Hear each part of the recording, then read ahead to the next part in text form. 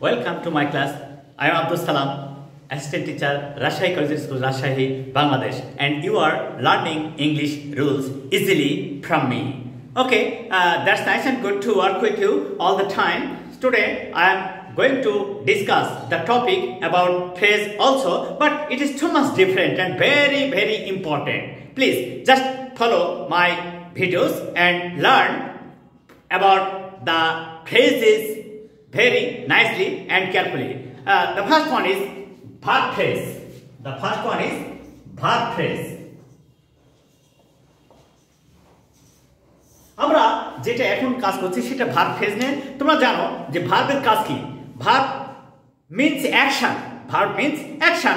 The word which completes the action in a sentence is called verb. In the same way, the verb phrase will also complete the action of a sentence. তাহলে আমরা কি শিখলাম? দেখো তো, we are to obey our parents. We ought to obey our parents. Ought to obey. Verb phrase.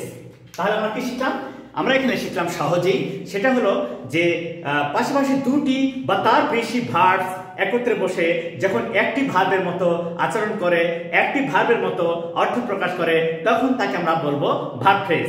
তাহলে সেই সূত্র অনুযায়ী এই যে ought to এটা হচ্ছে মডাল অক্সিলারি, এটা মডাল অক্সিলারি, আর obey এটা হচ্ছে ফাইনাইট ভার্ব, এটা ফাইনাইট ভার্ব, আর এই দুইটি এই সব কিছু মিলে হচ্ছে verb phrase.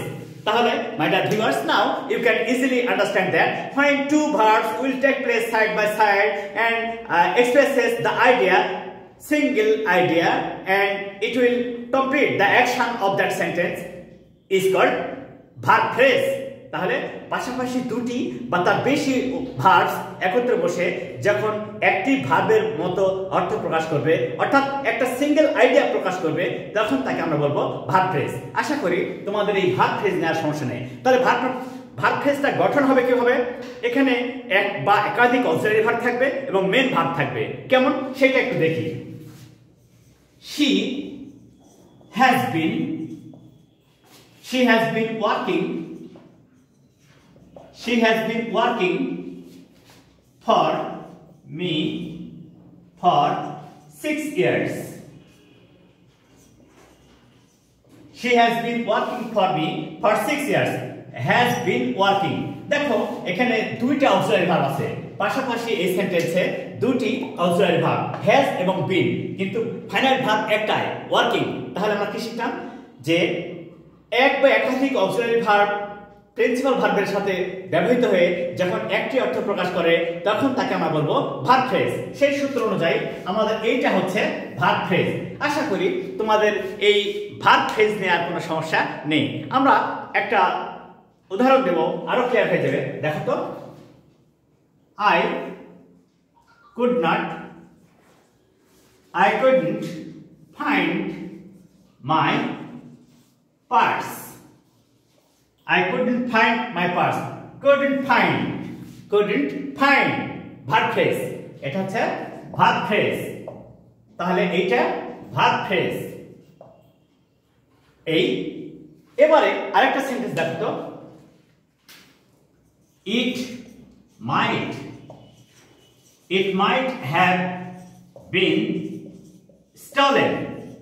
It might have been stolen. এটা চুরি হয়ে যেতে পারে। It might have been stolen. এটা চুরি হয়ে যেতে পারে। Might have been stolen. এই সব কয়টা মিলে হচ্ছে verb phrase। এটা হচ্ছে verb phrase। তাহলে my dear viewers, now it is too much easy and clear to all of you about the verb phrase.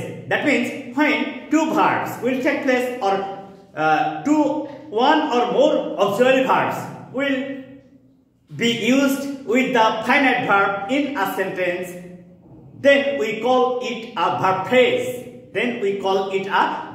তাহলে আমরা শিখলাম যে এক বা একাধিক অক্সিলারি ভার্ব যখন ফাইনাইট ভার্বের শেষে ফাইনাইট ভার্বের সহিত ব্যবহৃত হয়ে একটি সিঙ্গেল আইডিয়া প্রকাশ করে, তখন তাকে আমরা বলবো ভার্ব ফ্রেজ।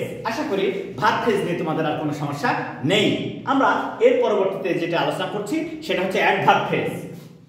Adverb phrase. দেখো তো কিভাবে আমরা সহজেই অ্যাডভার্ব ফ্রেজ নিয়ে কাজ করি। ঠিক আমরা এর আগে পড়েছিলাম যে ভার্ব ফ্রেজ, ভার্ব এর কাজ কেমন হয়, কোথায় হয়, কখন হয় এবং একটা অ্যাডজেক্টিভের দোষ বা গুণ সেটা কেমন, এই যে ধারা প্রকৃতি প্রকাশ করে এটাই হচ্ছে অ্যাডভার্ব। ঠিক একইভাবে অ্যাডভার্ব ফ্রেজ ও সেন্টেন্সে ওই একই অর্থ প্রকাশ করবে। Adverb phrase. তাহলে আমরা এখানে শিখব যে যে ফ্রেজ দ্বারা সেন্টেন্সে ভার্বের কাজের ধরন, সময়, অবস্থা, প্রকৃতি, শর্ত প্রকাশ করবে তাকে বলবো আমরা অ্যাডভার্ব ফ্রেজ। সেই সূত্র অনুযায়ী আমরা একেবারে সহজে কিছু ব্যাপারটা বুঝতে পারবো যা তোমাদেরকে অনেকভাবে হেল্প করবে। আমরা সহজে দেখবো। দেখো তো কিভাবে দেখা যায়। সেটা হলো, মনে করো এটা হি comes here now and then। তিনি এখানে মাঝে মাঝে আসেন,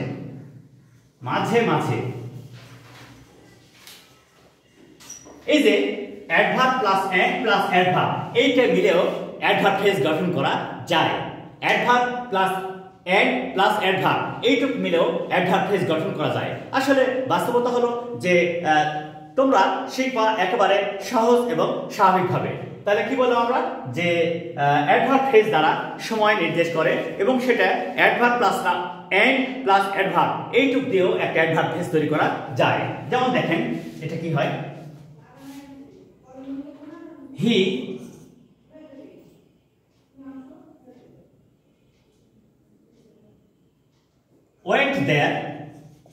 went there up and on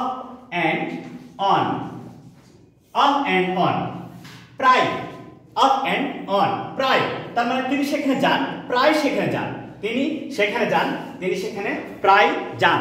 তাহলে আমরা সহজেই এই অ্যাডভার্ব ফ্রেজ গঠন করতে পারছি এবং অ্যাডভার্ব ফ্রেজ যে সেন্টেন্সে কিভাবে কাজ করে এইটা নিয়ে আমরা সহজে কাজ করতে পারবো। আশা করি তোমাদের এখানে আর কোনো সমস্যা নেই, সহজেই আমরা বুঝতে পারবো। এবার দেখো তো, she visits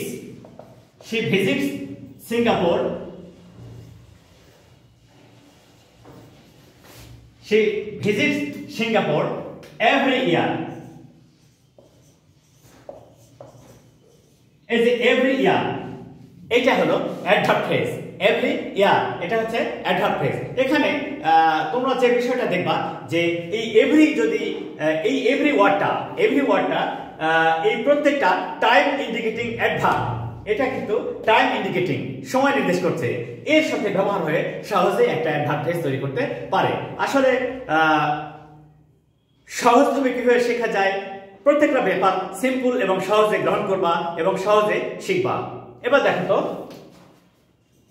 I met him on the way। দেখো প্রিপজিশন এবং নাউন এইটা মিলেও কিন্তু অ্যাডভার্ব ফ্রেজ গঠন করা হয় এবং সেটা প্লেস নির্দেশ করে। এটা কি প্লেস, প্রিপজিশন এবং নাউন এইটা মিলেও কিন্তু একটা অ্যাডভার্ব ফ্রেজ গঠন করতে পারে এবং এটা কি করে, একটা প্লেস, এটা প্লেস নির্দেশ করছে, কোথায় কাজটা হচ্ছে, কিন্তু কাজটা কোথায় হচ্ছে সেই টাইম বলে দিচ্ছে। তাহলে আমরা সহজে এখানে বুঝতে পারছি যে কিভাবে অ্যাডভার্ব ফ্রেজ তৈরি করা হয়। আশা করি তোমাদের এখানে আর কোনো সমস্যা নেই। এবার দেখো তো, many people caught fish in the river। কোথায়, অনেক মানুষ মাছ ধরে, কিন্তু মাছটা ধরে কোথায়, ইন দা ফিশ। তাহলে সহজে আমরা এখানে বুঝতে পারছি যে কিভাবে সুন্দর করে অ্যাডভার্ব ফ্রেজ শেখা যায় এবং কিভাবে অতি চমৎকার করে অ্যাডভার্ব ফ্রেজ নিয়ে কাজ করা যায়। এরপরে দেখো তো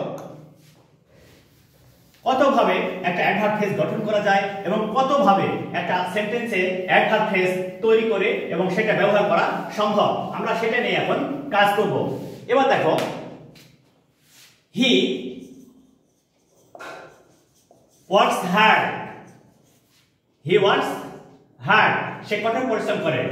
অল দা ইয়ার রাউন্ড, সারা বছর, এই যে সারা বছর। দেখো তো কেমন সহজে এটা লেখা যাচ্ছে। কখন কাজ করে? সারা বছর, বছর ব্যাপী। তাহলে এখানে দেখো কে কাজ করে? হি সাবজেক্ট, কাজ করে ফাইনাইট ভার্ব, এই যে এটা অ্যাডভার্ব। আবার কখন কাজ করে? All the year round, all the year round. তাহলে এই সমস্তটাই হচ্ছে, এটাই হচ্ছে অ্যাডভার্ব ফ্রেজ। এটা হচ্ছে adverb phrase that indicates the time of action when the duration of action. তাহলে কি বলছে? কখন কাজ করে? ওই সমস্ত কাল ব্যাপী। তাহলে এটা আমাদের সহজেই বুঝতে পারছি যে এটা অ্যাডভার্ব হবে। আমরা কিন্তু প্রথমে একটা কথা বলেছিলাম, সেটা হলো যে অ্যাডভার্ব যেমন কোনো কাজের স্থান, সময়, অবস্থা, ধরন, প্রকৃতি নির্দেশ করে, অ্যাডভার্ব ফ্রেজও একই অর্থ প্রকাশ করবে। সেটা কি? সে বলে দেবে একটা কাজ হচ্ছে, কোথায় হচ্ছে, একটা কাজ হবে কখন হচ্ছে, একটা কাজ হবে কিভাবে হচ্ছে। এই সমস্ত ধরন, প্রকৃতি যে বোঝাবে সে হচ্ছে অ্যাডভার্ব ফ্রেজ। যেমন এবার দেখো, she did her works with great care। দেখো তো, উইথ গ্রেট কেয়ার, সে কাজ করেছিল, সে তার কাজ করেছিল, সাবজেক্ট ভার্ব অবজেক্ট। কিন্তু কাজটা করেছিল কিভাবে? কাজটা করেছিল, ইটস ওকে নাইস, কিন্তু কাজটা করেছিল কিভাবে?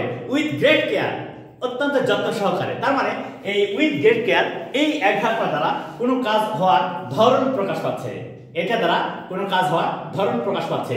আশা করি তোমরা এখানে আর কোনো সমস্যা ভোগ করবে না। সহজে কিভাবে অ্যাডভার্ব ফ্রেজ নিয়ে কাজ করা যায়, সহজে কিভাবে অ্যাডভার্ব ফ্রেজে ব্যবহার করা যায়, এটা নিয়ে আমরা কাজ করলাম। এবারে আমরা যে বিষয়টা কাজ করব সেটা হচ্ছে প্রিপজিশনাল ফ্রেজ।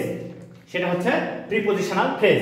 আসলে ফ্রেজগুলো অত্যন্ত ইম্পর্টেন্ট এবং আমি কিন্তু প্রথম দিনে বলেছি যে একটা ছেলে বা মেয়ে বিভিন্ন ডিজাইনের পোশাক পরে শুধু তার সৌন্দর্য বৃদ্ধি করার জন্য। এই একই কাজ ফ্রেজও করে সেন্টেন্সে। ফ্রেজ সেন্টেন্সে ব্যবহৃত হয়ে সেন্টেন্সের অর্থের প্রাচুর্য ঘটায়, সেন্টেন্সের অর্থ উন্নত করো এবং সেন্টেন্সের অর্থকে সমৃদ্ধশালী করে। এবার আমরা কাজ করব প্রিপজিশনাল ফ্রেজ নিয়ে। Prepositional phrase,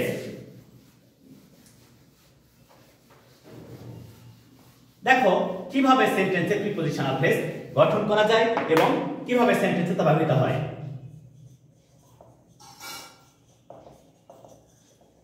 prepositional phrase.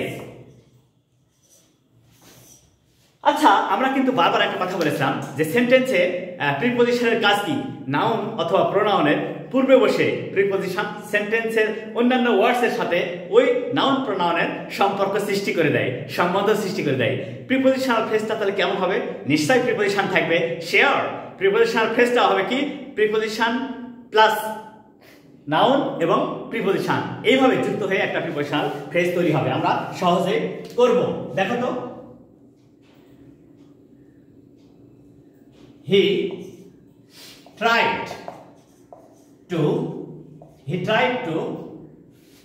tried to complete his works by all means। by preposition, sorry, by means of,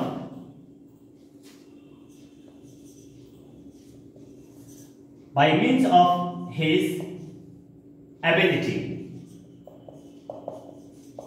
He tried to complete his works by means of his ability। মানে সে কাজটা শেষ করতে চেষ্টা করেছিল তার ability মাধ্যমে, তার যে অ্যাবিলিটি সেই উপায়ে। মানে সে কাজ করবে কিন্তু অন্যের কোনো ধারা বিবরণী নয়, অন্যের কোনো কাজ নয়, অন্যের কোনো হেল্প নয়, নিজে। সেটা কি? he tried to complete his works। সে তার কাজটা শেষ করতে চেষ্টা করেছিল by means of his ability, তার সক্ষমতার মাধ্যমে। এই by means of মানে মাধ্যমে।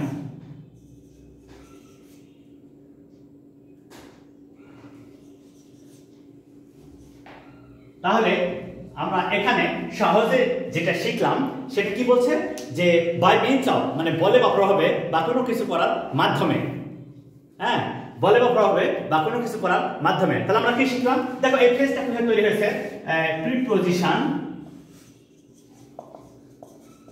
প্লাস নাউন প্লাস প্রিপোজিশন, এইভাবে যত ফ্রেজ থাকবে সবগুলোই হবে প্রিপোজিশনাল ফ্রেজ। তোমরা সহজে বুঝতে পারছো যে যখন আমরা কোনো সেন্টেন্সে দেখবো যে preposition plus noun plus preposition, preposition plus noun plus preposition, এইভাবে যতগুলো সেন্টেন্স দেওয়া থাকবে সবগুলোই হবে প্রিপোজিশনাল ফ্রেজ। আমরা আরেকটা উদাহরণ দিয়ে প্রমাণ করি। দেখো হি স্টুড ফার্স্ট, সে প্রথম হয়েছিল। ফার্স্ট বাই মিনস অথবা by virtue of his merit. দেখো তো বাই ভার্চু অফ তার মেধার বলে বা প্রভাবে, by virtue of his merit, he stood first সে প্রথম হয়েছিল, হি স্টুড ফার্স্ট সে প্রথম হয়েছিল, by virtue of his merit তার মেধার বলে বা প্রভাবে, মেধার গুণে, বাই ভার্চু অফ মেধার গুণে। তাহলে he stood first by virtue of his merit, সে তার মেধার গুণে প্রথম হয়েছিল। আমরা সহজে বুঝতে পারছি যে এই যে বাই এটা হচ্ছে প্রিপোজিশন, এইটা হচ্ছে প্রিপোজিশন, এই ভার্চু হচ্ছে নাউন। তাহলে আমরা কি শিখলাম? আমরা যখনই দেখব কোন সেন্টেন্সে preposition plus noun plus preposition দেওয়া থাকবে আমরা শিওর হয়ে যাব এইটা প্রিপোজিশনাল ফ্রেজ হবে। ঠিক একই কাজে যে প্রিপোজিশন যেমন সেন্টেন্সে নাউন বা প্রোনাউনের পরে বসে অন্যান্য ওয়ার্ডসের সাথে এর একটা সম্পর্ক সৃষ্টি করে দিচ্ছে, প্রিপোজিশনাল ফ্রেজও একই কাজ করবে। কি এই যে হিজ মেরিট এটা নাউন ফ্রেজ, এর পূর্বে কে বসলো? বাই ভার্চু অফ বসে এই ওয়ার্ডস গুলোর সাথে এর একটা সম্পর্ক সৃষ্টি করলো। একই কথা এই যে হিজ অ্যাবিলিটি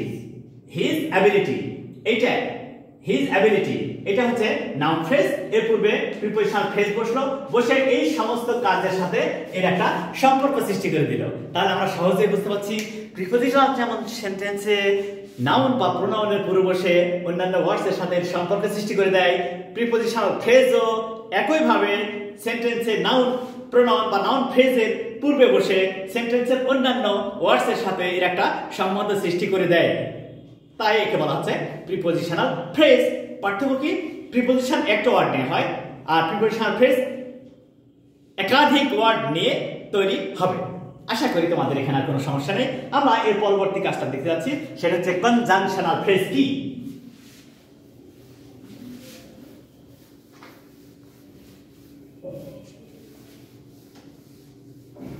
প্রত্যেকটা ফ্রেজ ইম্পর্টেন্ট, প্রত্যেকটা ফ্রেজ এর গঠন শেখা আমাদের জরুরি। দেখো কনজাংশনাল ফ্রেজ,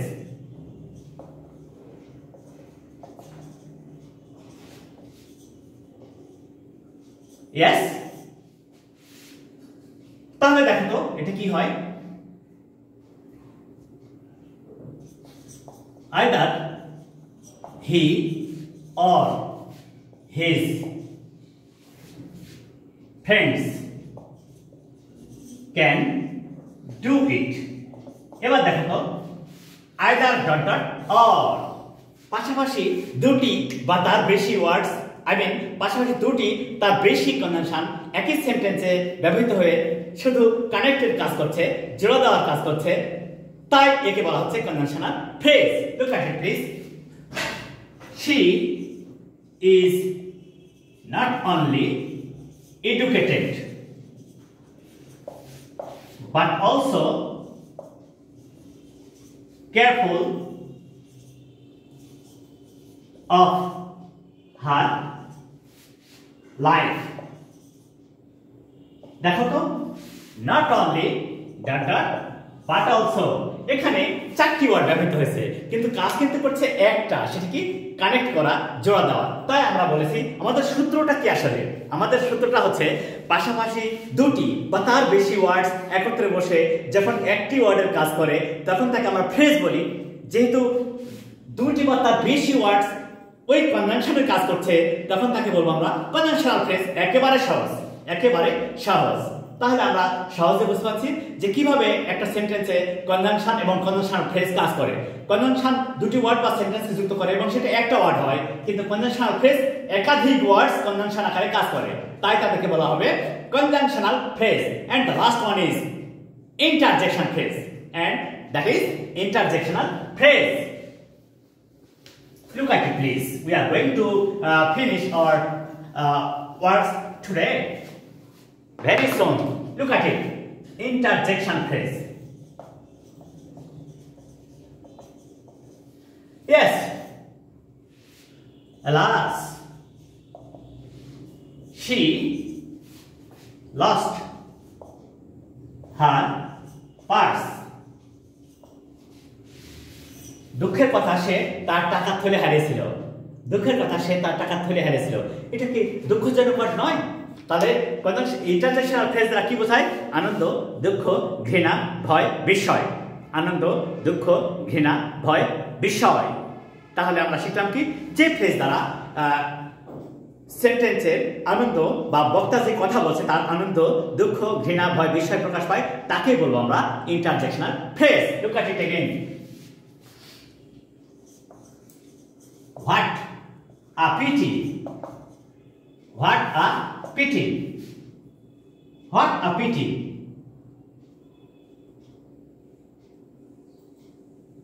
He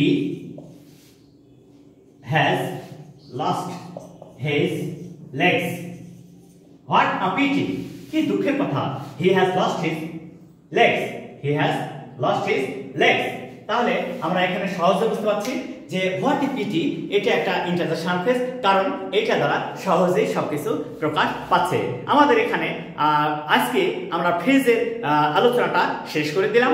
আমাদের এর পরবর্তী আলোচনা হবে ক্লজ নিয়ে, যা সেন্টেন্স কিভাবে কমপ্লেক্স কম্পাউন্ড সেন্টেন্স তৈরি হয় তার প্রধান এবং উপযোগ্য বিষয় হচ্ছে ক্লজ। ক্লজ যদি কেউ ভালোভাবে শিখতে পারে তাহলে যে কোনো ধরনের এক্সপ্যান্ডেড বা ইলাবোরেট সেন্টেন্স, লার্জ সেন্টেন্স তৈরি করতে পারবে। আশা করি তোমরা আমাদের ফ্রেজের আলোচনা থেকে সবকিছু সুন্দরভাবে বুঝতে পেরেছো এবং আমরা এর পরবর্তীতে ক্লজ নিয়ে কাজ করব। তোমরা আমাদের সাথে থাকবা এবং আমার ভিডিওগুলো ফলো করবা, লাইক করবা, শেয়ার করবা এবং সাবস্ক্রাইব করবা। Thank you all.